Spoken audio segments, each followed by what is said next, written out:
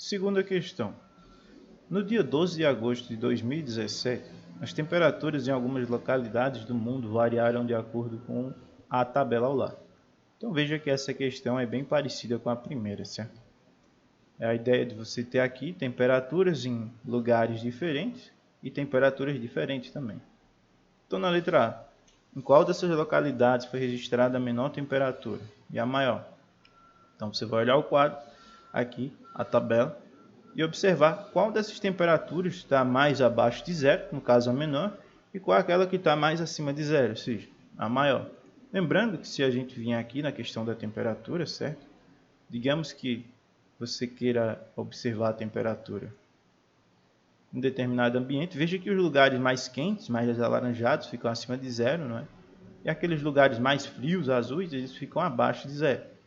Então, quanto mais abaixo de zero, quanto mais negativo, mais longe do zero, para baixo no caso, que é a mesma coisa da esquerda na reta, então menor é a temperatura, certo? Veja, nos lugares frios aqui, nos polos da Terra, os valores dão negativos. Já nas partes mais quentes, os valores são elevados, certo? Nas partes alaranjadas.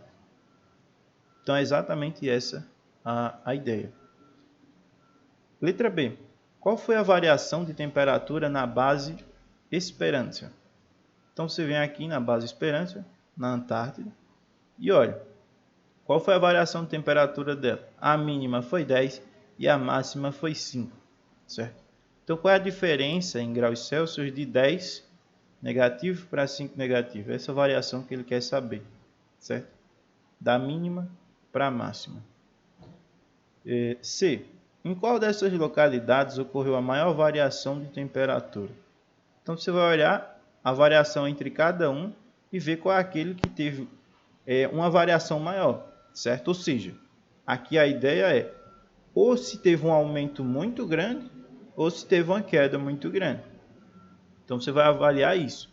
Aquele que teve uma variação muito grande, por exemplo, digamos que você tivesse um país que estava com a temperatura em 10 graus Celsius e caiu para 10 graus Celsius negativo. Veja, a variação aí foi de 20 graus Celsius, então é muita coisa, certo? Esse é um exemplo. Então o que você vai observar aqui é a variação, ou seja, a diferença de temperaturas aqui entre mínima e máxima para cada um desses lugares. E aquela que deu o maior resultado é a que ocorreu a maior variação, certo?